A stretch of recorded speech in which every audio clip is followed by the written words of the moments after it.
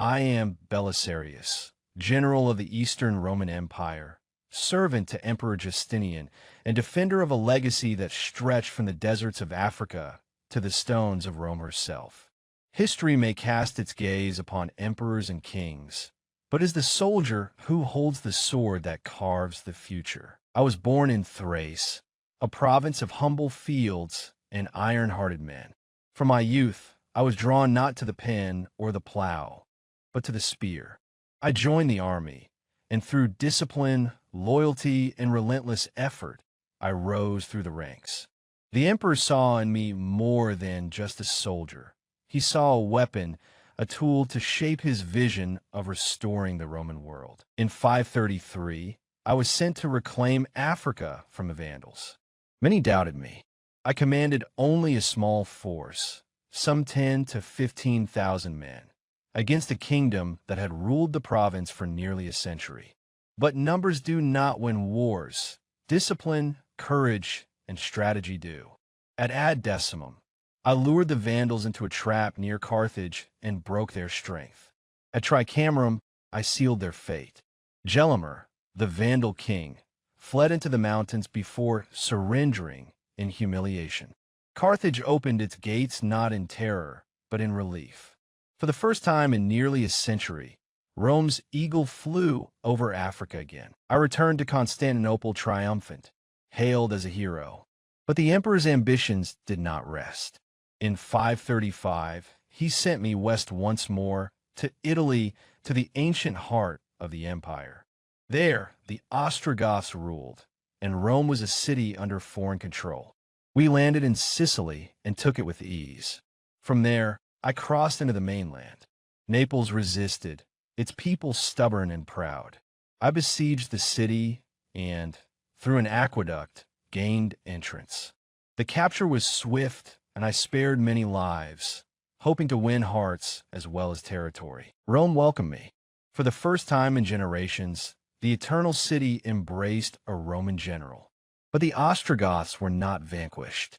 Vitiges gathered his forces and laid siege to Rome in 537. For over a year, my men and I defended the city. Starvation, disease, and betrayal tested us, but we held. My cavalry cut supply lines, and my walls held firm. Rome endured. Eventually, I marched north and took Ravenna, the Gothic capital. I captured Vitiges and his court. I was offered the Western crown by the Goths themselves. I refused. My loyalty remained with Justinian. I sent the Gothic king to Constantinople in chains, a symbol of restored dominion. But my victories bred envy. In court, my influence caused whispers. There were those who feared the loyalty of my soldiers and the love of the people. I was recalled, watched, questioned. Yet I did not betray the emperor, though I could have ruled in the West. My loyalty, forged in duty and faith, did not waver. When the Persians pressed on our eastern borders, I returned to the frontier. In Mesopotamia, I faced the Sassanid legions. At Dara, I devised a masterstroke of positioning, defeating a superior Persian force and saving our eastern provinces. At Callinicum, though outnumbered, I fought fiercely, retreating with dignity and preserving the army. Through it all, my relationship with Justinian remained complex. He trusted me, yet feared my fame. He needed me, yet tested my patience. I loved the empire he dreamed of, even when that dream came at my expense. He allowed court officials to undermine me, and though he rewarded me with honors, he never allowed me full command without constraint. Still, I served. I served not for glory, but for Rome. My victories were not mine alone. They belonged to the legions who fought beside me, to the cities that opened their gates in hope, and to the emperor who dreamed of renewal. Yet dreams come with a price. Despite the challenges, I was called once more in my later years. In 559, when the empire trembled before the advance of the Kutrigers, a fierce horde of steppe warriors who crossed the frozen Danube, I, old and diminished in rank, was summoned to defend the capital. With a force of barely a few thousand, including hastily armed citizens and retired veterans, I marched out to meet them. At Melanches, near Constantinople, I met the enemy. My tactics prevailed. The invaders were routed, and the capital was saved not by the might of an army, but by the memory of what Rome once was, and still could be. And yet, not long after, I was accused of corruption and embezzlement.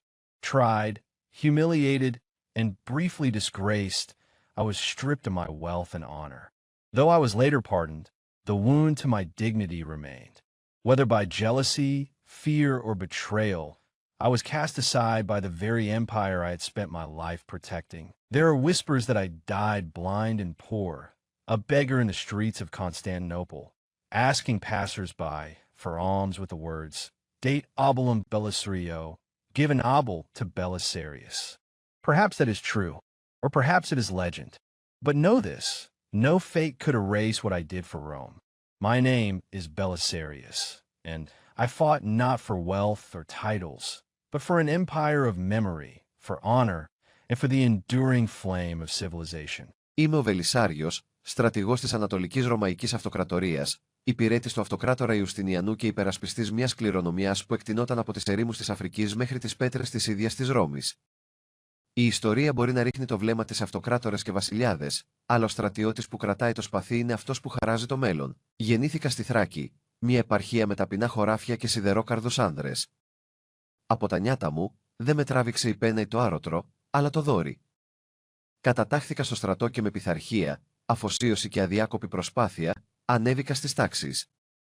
Ο αυτοκράτορας είδε σε μένα κάτι περισσότερο από έναν απλό στρατιώτη. Είδε ένα όπλο, ένα εργαλείο για να διαμορφώσει το όραμά του για την αποκατάσταση του ρωμαϊκού κόσμου. Το 533 με έστειλαν να ανακτήσω την Αφρική από τους Βανδάλους. Πολλοί με αμφισβήτησαν. Διοικούσα μόνο μια μικρή δύναμη, περίπου 10 με 15.000 άνδρες, ενάντια σε ένα βασίλειο που κυβερνούσε την επαρχία για σχεδόν έναν αιώνα. Αλλά οι αριθμοί δεν κερδίζουν πολέμους, η πειθαρχία, το θάρρος και η στρατηγική κερδίζουν. Στο αντέξιμουμ, παρέσυρα τους Βανδάλους σε μια παγίδα κοντά στην Καρχιδόνα και κατέστρεψα τη δύναμή τους. Στο Τρικάμαρουμ, σφράγισα τη μοίρα τους. Ο Γκέλιμερ, ο βασιλιάς των Βανδάλων, κατέφυγε στα βουνά πριν παραδοθεί ταπεινωμένος.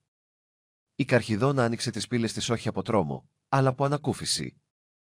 Για πρώτη φορά μετά από σχεδόν έναν αιώνα, ο αετός της Ρώμης πέταξε ξανά πάνω από την Αφρική. Επέστρεψα στην Κωνσταντινούπολη θριαμβευτής, χαιρετισμένος ως ήρωας. Αλλά οι φιλοδοξίες του αυτοκράτορα δεν ησύχαζαν. Το 535 με έστειλε δυτικά για άλλη μια φορά, στην Ιταλία, στην αρχαία καρδιά της αυτοκρατορίας. Εκεί κυβερνούσαν οι Οστρογότθοι και η Ρώμη ήταν μια πόλη υπό ξένο έλεγχο. Αποβιβαστήκαμε στη Σικελία και την καταλάβαμε με ευκολία. Από εκεί πέρασα στην ηπειρωτική χώρα. Η Νάπολη αντιστάθηκε, ο λαός της ήταν πεισματάρης και περήφανος. Πολιορκούσα την πόλη και, μέσω ενός υδραγωγείου, κέρδισα την είσοδο. Η κατάληψη ήταν γρήγορη και χάρισα πολλές ζωές, ελπίζοντας να κερδίσω καρδιές και εδάφη. Η Ρώμη με καλωσόρισε. Για πρώτη φορά μετά από πολλές γενιές, η αιώνια πόλη αγκάλιασε έναν Ρωμαίο στρατηγό. Αλλά οι Οστρογότθοι δεν νικήθηκαν. Ο Βιτίγης συγκέντρωσε τις δυνάμεις του και πολιόρκησε τη Ρώμη το 537. Για πάνω από ένα χρόνο, οι άνδρες μου και εγώ υπερασπιστήκαμε την πόλη. Η πείνα, οι αρρώστιες και η προδοσία μας δοκίμασαν, αλλά αντέξαμε. Το ιππικό μου έκοψε τις γραμμές ανεφοδιασμού και τα τείχη μου άντεξαν. Η Ρώμη άντεξε. Τελικά, βάδισα βόρεια και κατέλαβα τη Ραβένα, την πρωτεύουσα των Γότθων. Εχμαλώτισα το Βιτίγες και την αυλή του. Μου προσφέρθηκε το δυτικό στέμμα από τους ίδιους τους Γότθους.